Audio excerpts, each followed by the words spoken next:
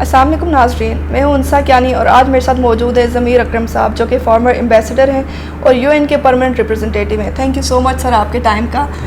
Sir सबसे पहले तो मैं आपसे ये पूछना चाहूँगी, अभी गुज़श्ता दिनों जो सलामती कौंसिल का इजलास हुआ है और एक इजलास से तो कभी भी रिजल्ट सामने नहीं आ सकते। ये तो एक ऐसी लंबी लड़ाई है जो हमें हर महाज पे लड़नी है और ये कोई एक इवेंट नहीं कहा जा सकता इसको, ये तो एक लंबा प्रोसेस है। तो आपको क्या लगता है पाकिस्तान को क्या प्लान ऑफ एक्शन बनाना चाहिए इसके लिए? सबसे पहले चीज़ जो हमें समझना चाहिए वो ये है कि अक़वाम मुत्तहिदा जो है वो कोई, उनके पास कोई फ़ौज नहीं है जिसको इस्तेमाल करके अपने फ़ैसलों को अमल कर सकें, उसका अमल कर सकें। और दूसरी चीज़ ये है कि बदकिस्मती से ये जब मसला कश्मीर का अक़वाम मुत्तहिदा में गया था तो और हिंदुस्तान की वजह से गया था, ये चैप्टर 7 के अंडर नहीं था, चार्टर का चैप्टर 7 जिसमें ये मुमकिन है कि अक़वाम मुत्तहिदा की क़ुव्वत को इस्तेमाल करके अपने फ़ैसलों को मनवाया जाए और उनको इम्प्लीमेंट किया जाए। तो ये दो वजूहात की बिना पर हमें ये उम्मीद नहीं रखनी चाहिए कि कश्मीर का मसला अक़वाम मुत्तहिदा हल करेगा, क्योंकि उसके पास ये सलाहियत नहीं है। तीसरी बात ये है कि अक़वाम मुत्तहिदा में मुख्तलिफ़ किस्म के ममालिक हैं जिनके कुछ उनमें से ऐसे हैं जिनके ताल्लुकात हिंदुस्तान के साथ बहुत अच्छे हैं, जैसे अमेरिका है, फ्रांस है। ये तो ये भी एक मसला है जिसकी वजह से कश्मीर का जो रेजोल्यूशंस हैं उनको इम्प्लीमेंट नहीं किया गया। पुराने माजी में हमने देखा था कि कोल्ड वॉर के दौरान जो सोवियत यूनियन था, फॉर्मर सोवियत यूनियन, उन्होंने हिंदुस्तान की मदद की थी, इसी तरह से हर करारदाद को वीटो किया था। लेकिन ये सारी चीज़ों के बावजूद अक़वाम मुत्तहिदा में इस मसले को उठाना, और वो भी कितने 50 साल तकरीबन गुज़र गए हैं, ये एक बड़ी कामयाबी है पाकिस्तान के लिए सकाफ़ती सतह पे, क्योंकि हम सकाफ़ती सतह पर ही इसको उठा सकते हैं अक़वाम मुत्तहिदा में। वो जो that is the main international diplomatic forum जहाँ पर ये उठा सकते हैं। और हिंदुस्तान की कोशिश तो यही थी कि ये मसला वहाँ पर नहीं डिस्कस किया जाए, और उनके दोस्तों के तरफ से भी मुखालफत थी। बट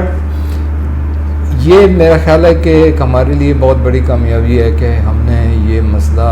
वहाँ पर इस पर एक डिस्कशन या डिबेट करवाया है, और इसका जो करवाना ही बहुत बड़ी कामयाबी है, क्योंकि इससे ये साबित होता है कि अक़वाम मुत्तहिदा के सामने कश्मीर जो है वो एक बैनुल अक़वामी मसला है, और वो कोई अंदरूनी मसला नहीं है, ना कि सिर्फ ये कोई दो तरफा मसला है हिंदुस्तान और पाकिस्तान के दरमियान, पर एक बैनुल अक़वामी मसला है। और ये एक हमारी बड़ी कामयाबी है, और इसके बाद हमें इस प्रोसेस को कंटिन्यू करने की ज़रूरत है, हमें इसको आगे ले जाने की ज़रूरत है। दूसरे फोरम्स हैं अक़वाम मुत्तहिदा के, ह्यूमन राइट्स काउंसिल है, वहाँ पर हमें उठाना चाहिए। इंटरनेशनल कोर्ट ऑफ जस्टिस को भी हमें अप्रोच करना चाहिए कि वहाँ पर भी कुछ अगर कोई पेशरफ्त हो तो वो भी मुफीद होगा हमारे लिए और कश्मीरियों के लिए। तो आई थिंक ये हमें जो रियलिटीज़ हैं उसको उस पर उनके बिना पर हमें ये इशू को देखना चाहिए।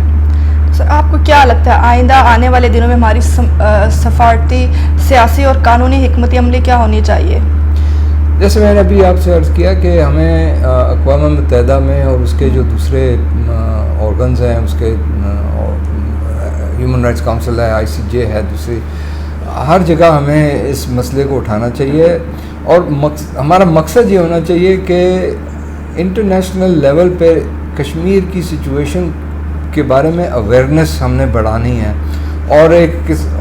इंटरनेशनल कॉन्शियंस जैसा भी हो उसको हमने इन्वोक करना है कि जो कश्मीर में जुल्म और ज़्यादती हो रही है हिंदुस्तान के हाथों,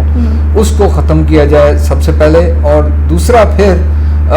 इस मसले का एक ख़त्मी हल निकालने की ज़रूरत है, क्योंकि देखें बैनुल-अक़वामी कम्युनिटी जो है वो उनको भी पता है कि पाकिस्तान और हिंदुस्तान दोनों एटमी हथियार उनके पास हैं। खुदा न खास्ता अगर कोई इनके दरमियान कोई जंग छिड़ जाती है तो ये एक एटमी जंग भी बन सकती है, और उसकी वजह से न सिर्फ इस खित्ते में बहुत नुकसान होगा बट दुनिया के हर कोने में नुकसान होगा, क्योंकि एटमी हथियारों का वो इसी नौइयत के होते हैं कि वो रेडिएशन जब फैलता है तो फिर कोई नहीं बचता। सो इस वजह से ये हमें सारी दुनिया में ये बात रेज़ करनी चाहिए, अवेयरनेस को, और इसके वजह से मुझे लगता है कि इंडिया पर प्रेशर बढ़ेगा कि भाई आप इस मसले का हल निकालें। अच्छा, कश्मीर का इशू क्योंकि बायलैटरल इशू नहीं है, कहा जाए तो ह्यूमन राइट्स का इशू है, क्योंकि कश्मीर में जिस तरह से इंसानों की हुर्मत और इस सब को पामाल किया जा रहा है, अगर वही देखा जाए यूरोप में तो उनके तमाम ममालिक में वो अपने जानवरों के हुकूक का भी तहफ़्फ़ुज़ का ख्याल रखते हैं। तो ये कश्मीर इशू पे इतना दोहरा म्यार क्यों है कि कश्मीर में इंसानों के साथ इतना जुल्म किया जा रहा है लेकिन कोई नहीं बोल रहा? तो क्या भारत को एक सख्त तरीन पैगाम नहीं देना चाहिए इस बारे में? एक सतह पे तो बैनुल-अक़वामी इदारों ने अपना मौक़िफ़ जो है वो ज़ाहिर किया है। ह्यूमन राइट्स काउंसिल ने पिछले साल एक बड़ी सख्त रिपोर्ट अडॉप्ट की थी, इस साल भी वो करेंगे मुझे लगता है, और हमें इसकी कोशिश करनी चाहिए कि इंसानी हकूक़ की जो खिलाफ वर्जी हो रही है हिंदुस्तानी फ़ौज के हाथों कश्मीरी अवाम के ख़िलाफ़, उसके ऊपर हमें ये बात फिर से और ज़्यादा फोर्सफुली इसको हमें प्रोजेक्ट करने की ज़रूरत है, और जो ह्यूमन राइट्स काउंसिल की रिपोर्ट है उसके ऊपर फॉलो अप करने की ज़रूरत है। ये इसको भी हमें तस्लीम करना होगा हकीकत पसंद बन के कि दुनिया में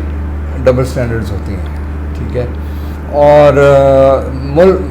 हर मुल्क जो है वो अपनी मुफादात की बेसिस के ऊपर अपनी पॉलिसीज़ को परसू करते हैं। हिंदुस्तान एक बड़ा मुल्क है, हिंदुस्तान के साथ दुनिया के बेशतर ममालिक जो हैं तिजारत करते हैं, और आजकल की दुनिया में आप देख रहे हैं जो अमेरिका और चीन के दरमियान जो तनासुद है, जो कन्फ्रंटेशन है, उस इंटरनेशनल स्ट्रेटिजिक सिचुएशन में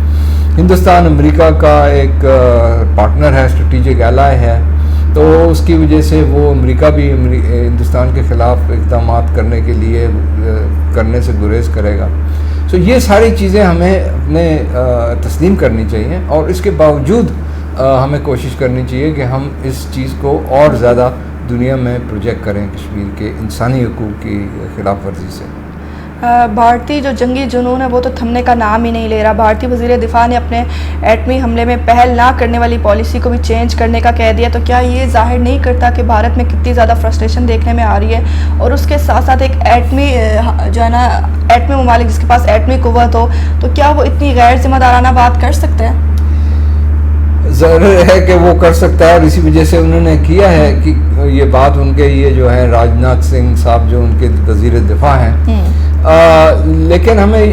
ये देखना चाहिए, ये भी हमें याद रखना चाहिए कि जब पुलवामा का हादसा हुआ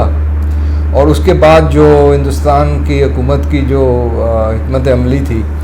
उससे बहुत साफ ज़ाहिर होता है कि वो बड़े एक गैर ज़िम्मेदार और इर्रिस्पॉन्सिबल मुल्क की तरह से सामने आए हैं। और ये जो इनका बयान आया है राजनाथ सिंह साहब का, वो भी उसी चीज़ की एक कड़ी है। इससे पहले भी आपको याद होगा कि इलेक्शन के दौरान पुलवामा के बालाकोट के इंसिडेंट के बाद प्राइम मिनिस्टर मोदी ने भी काफ़ी गैर जिम्मेदाराना बातें की थी कि हमारे पास mother of all nuclear bombs हैं और हम वो कत्ल की रात और ऐसी इस किस्म की बातें उन्होंने की। ये उनको याद रखना चाहिए कि अगर उनके पास एटमी हथियार हैं तो पाकिस्तान के पास भी हैं, और इस किस्म का रवैया जो उन्होंने इख्तियार किया है वो किसी दूसरे एटमी हथियार रखने वाले मुल्क के साथ नहीं चल सकता, बिकॉज़ हम उनकी धमकियों में नहीं आने वाले। हमारे पास अपना दफ़ा करने की काबिलियत है, और हमने ये भी साबित कर चुके हैं ये पुलवामा और बालाकोट के इंसिडेंट के बाद कि हमारे पास फुल सलाहियत है कि हम उनका मुंह तोड़ जवाब दें, और हमने दिया है। और आगे भी माजी में अगर वो खुदा न खास्ता इस किस्म की बेवकूफ़ी करते हैं तो हम फिर से उनका जवाब देंगे। मोदी और भारत से तो कुछ भी एक्सपेक्ट किया जा सकता है, वो कभी भी कोई बात या कोई ऐसी हरकत कर सकते हैं, ख़ास तौर पे जैसे कि देखा जा सकता है एलओसी पे वो जिस तरह से एलओसी की खिलाफ वर्जी करते हैं, इस तरह की हरकतें तो वो करते ही रहते हैं। और जैसा कि हमारे वज़ीर ख़ारजा शाह महमूद कुरैशी ने भी इस हदसे का इजहार किया कि इंटरनेशनल कम्यूनिटी की जो अटेंशन है उसको डाइवर्ट किया करने के लिए भारत जो है ना फॉल्स फ्लैग ऑपरेशन करने का ड्रामा कर सकता है। तो अगर ऐसा होता है तो भारत को तो लेने के देने पड़ जाएंगे, क्या कहते हैं इस पर आप? ज़रूर ये फॉल्स फ्लैग ऑपरेशन हो सकता है। कई लोग तो ये समझते हैं कि पुलवामा भी एक फॉल्स फ्लैग ऑपरेशन था,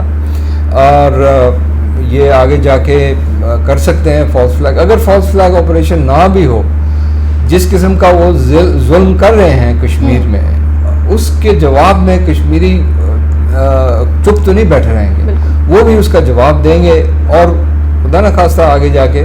कुछ ऐसी चीज़ हो सकती है, कोई ऐसा वाक़या हो सकता है जिसकी वजह से टेंशन्स और ज़्यादा बढ़े। हमारे दोनों मुल्क की जो फ़ौजें हैं वो लाइन ऑफ कंट्रोल पर डिप्लॉयड हैं, और इतने नज़दीक हैं कई जगह के वो किसी भी वक्त कोई भी